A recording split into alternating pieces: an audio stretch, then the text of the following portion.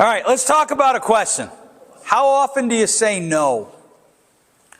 And what does that look like? Often people would come to Jesus and they would say, Lord, Lord, can we come with you? And he would say, no. Stay where you're at. How many of you like being told no? Right? It depends if you're asking, do you need to help your wife or not? I thought of it, I didn't say it. He says it. Right. Do you know the number one reason men don't try to engage their wife in sex? Don't want to hear the word no. Rejection. Correct. They don't want to hear the word no. Rejection. Yeah. Right?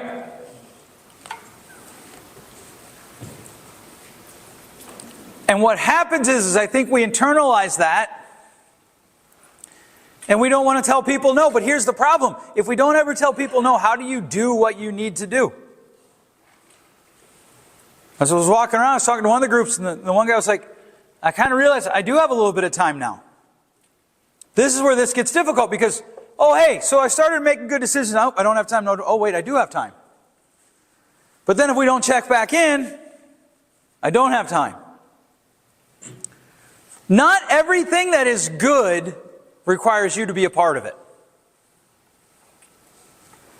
When I realized that, it was one of the most freeing truths that I ever had.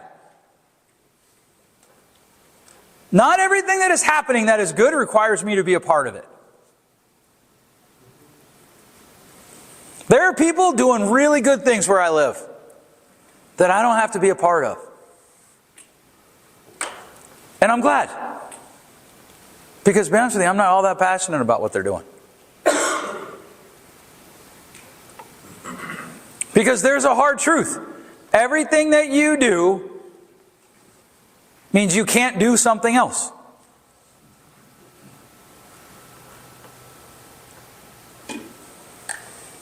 Every time you say, yes, I'll do that, you have to say, no, I'm not doing that. You can't be here and at the Norfolk County or whatever it is, ag show this morning.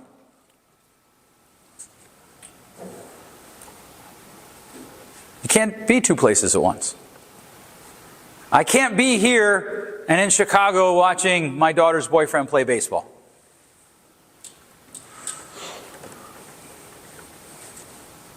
And here's one of the questions. Here's a really good litmus test for how well you say no. How are you doing getting regular rest?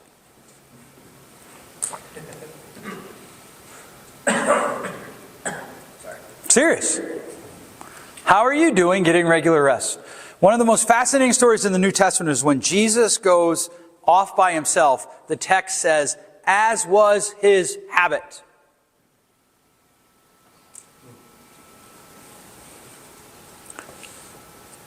There's some weekends, sorry Ty, I don't go to the church service. Because I've got to sleep somewhere.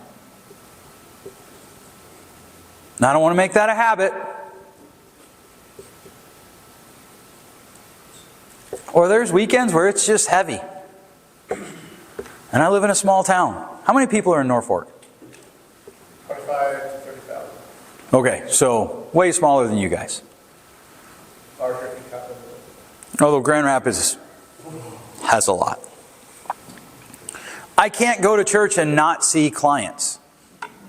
It's impossible. So there are times I'm not coming. Don't forsake the assembling of yourselves together. I agree.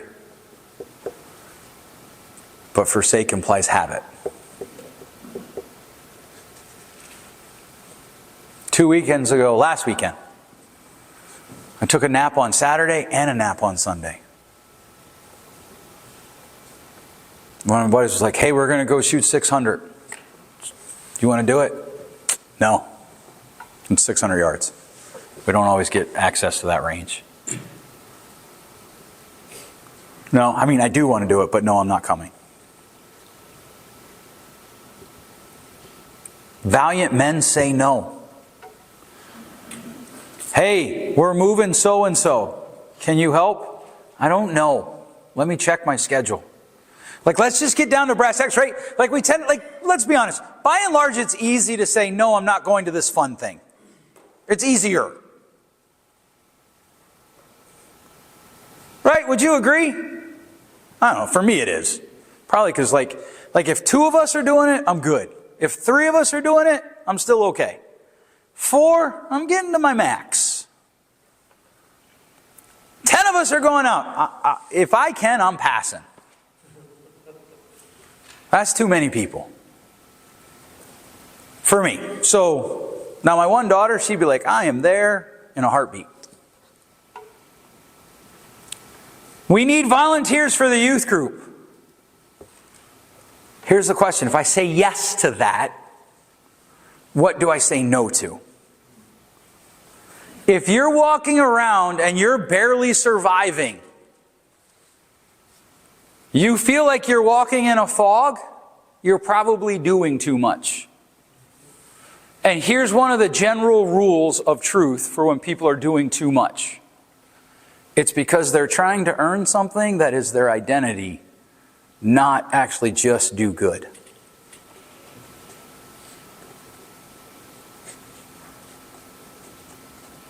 So, there's a guy that was re-roofing his house. Can you come help? No.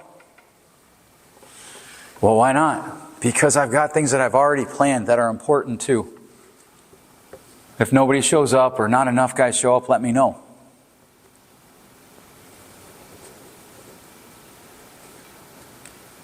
And this is going to get really complicated because in a few minutes we're going to talk about mentoring other people.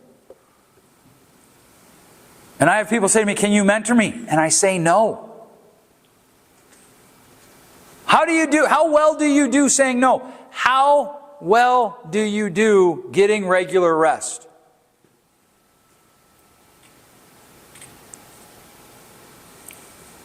When people say, hey, how you doing? Is your answer, man, I'm just so busy all the time. I have a great beef with youth sports. I'll just put my cards on the table. By and large, I hate them. Because here's what happened.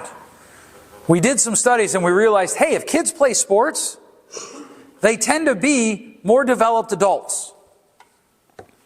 And like the good Americans that we are, we said, well, if a little bit's good, too much ought to be great.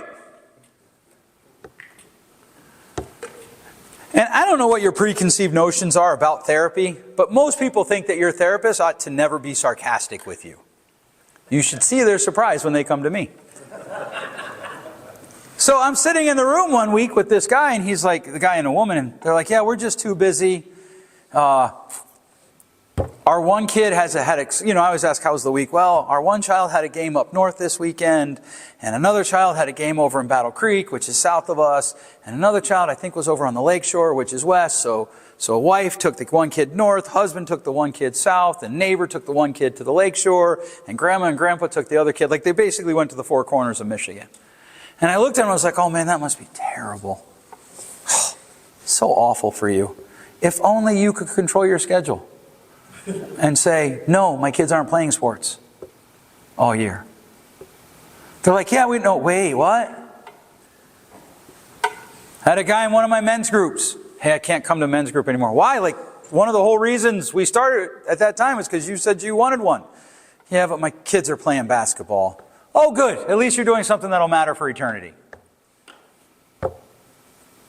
Now, here's the thing. Could what he's doing matter for eternity? Of course.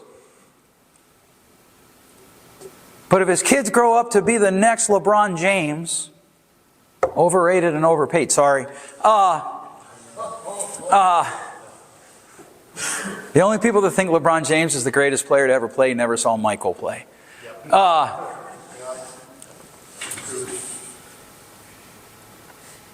If their kids grow up to be the next LeBron James, but they haven't figured out the issues we wrestle with around the Bible, that's a loss. Now here's the thing.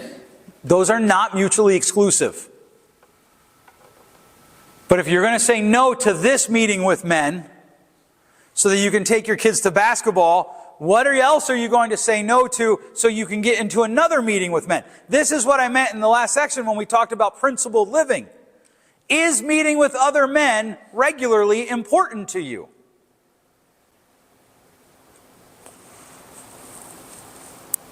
Because that's really what it comes down to. Years and years and years ago, I was in a church where the pastor made this statement and people lost their minds. You do what you want to do when you want to do it. Period. And people are like, that's not true. What about work? You go to work because you want to. No, I don't. Yes, you do. No, I don't. Yes, you do. No, I don't. Oh, you have the invisible alien with the gun to the back of your head? What? Well, like if you're not doing it, something's forcing you to, right? Yeah, I got to pay my bills. Right, because you want to. Which is fine. I get it. But we find time for the things that are important to us. And you know how we determine what's important to us? We decide what we say no to. And here's the thing, it's not hard when it's a bad thing or a good thing. That's easy. I know a guy that is in his mid-40s, and he's still going out on the weekends getting hammered.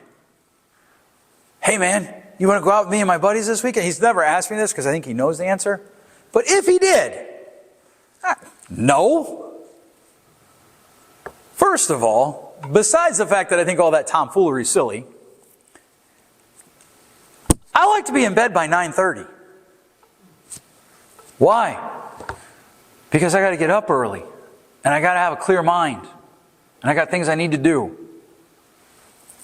So, one of my friends is having a party at his house to watch some fight night. You want to come? No. But you guys have fun. Now here's the thing. I have zero problems going to bed late because I worked and getting up at 4 a.m. to go hunting. Zero. Because hunting's important to me.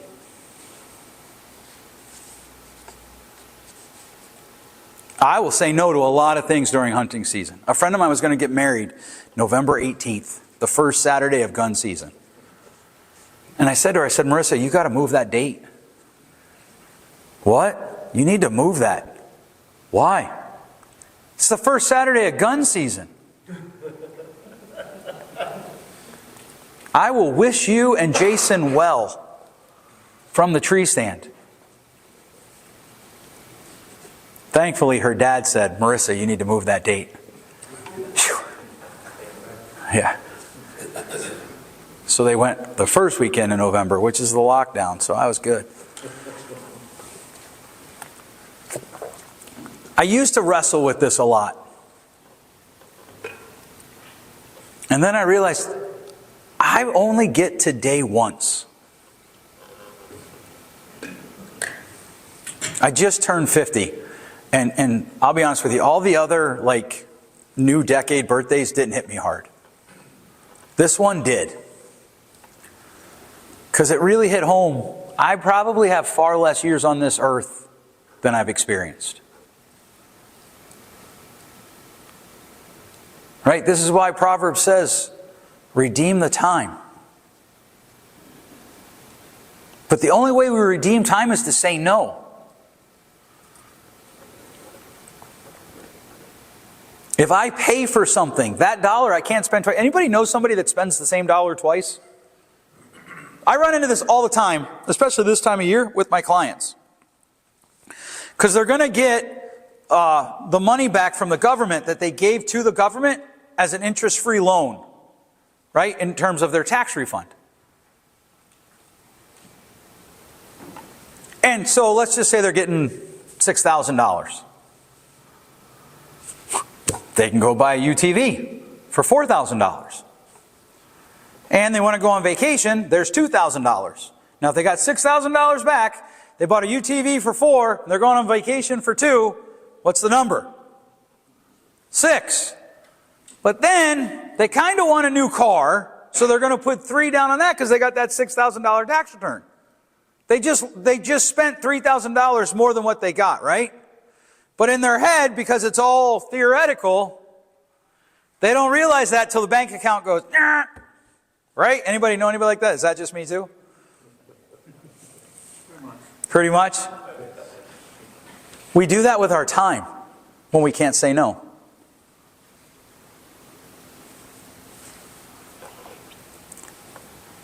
One of my favorite questions to ask people is this. Take a few minutes and write down the things that you believe are values of your life. Right? So you would know that I value hunting because it gets a lot of my time. I have a subscription to My Outdoor TV because it doesn't come up on our TV, so I have to watch it. Notice I use the word have. I have to watch it on one of my screens. I get North American Whitetail Magazine, Bow Hunter Magazine. I have a few tools that we use to harvest deer.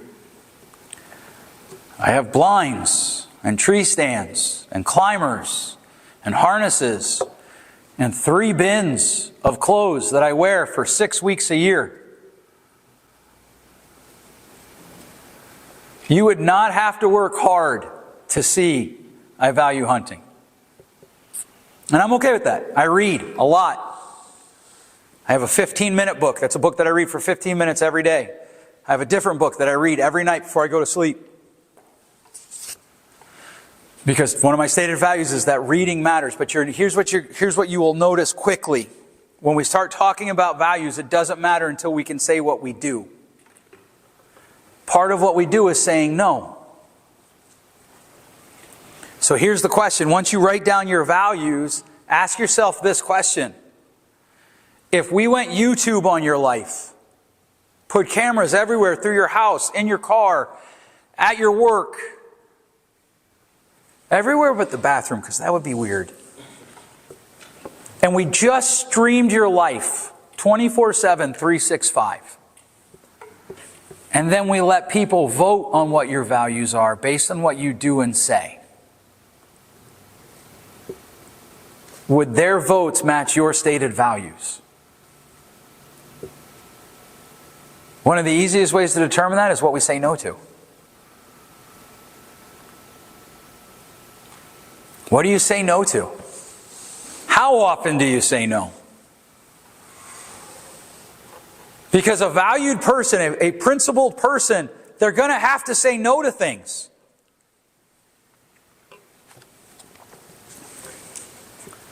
I tell the guys in my groups, here's the thing, I want you to know you're important to me. In fact, I break a rule. I give almost all of them my cell phone number. Typically, I have a number that I give out to public, and then I have a number that my friends have. My groups get my personal number. But you need to know I'm not going to be here every week. Because I'm going to travel with my family because they're more important. I'm going to go visit my in-laws because they're more important. It's not that you're not important. It's just they're more important. And I'm going to say no to things. Hey, can you and Erica come over for dinner? Probably not.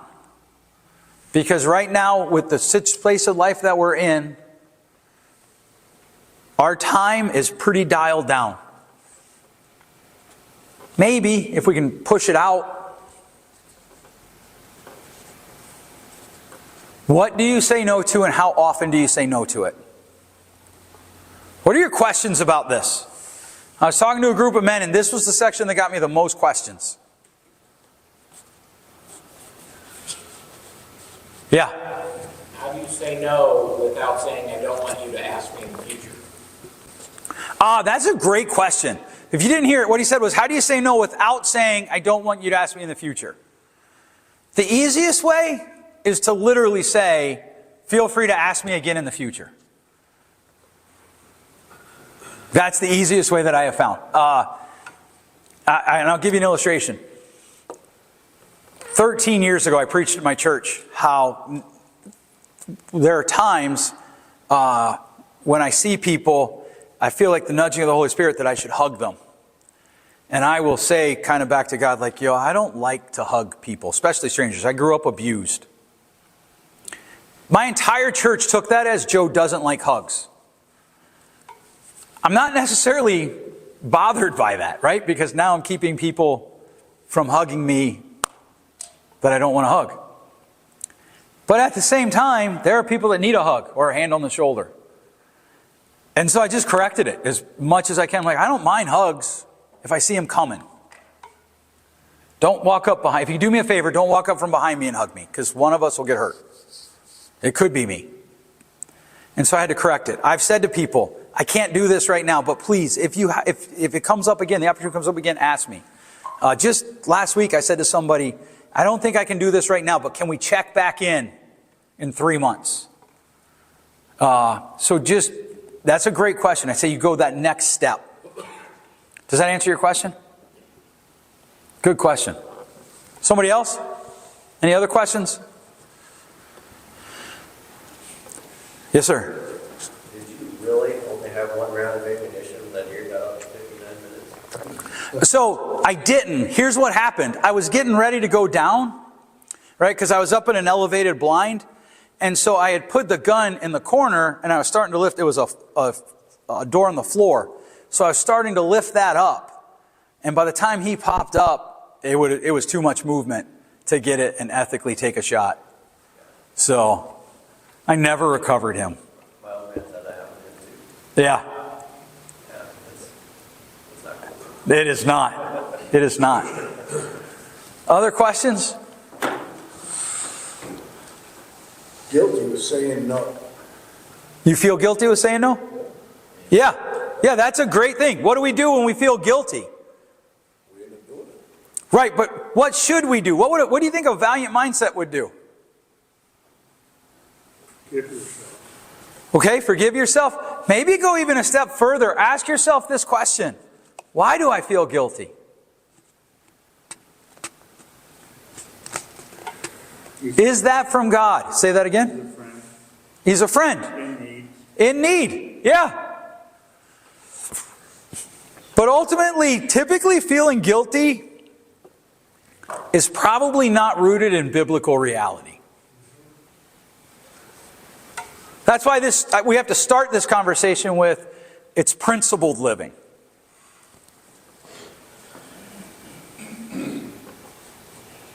But yeah, I've been there. Feel guilty.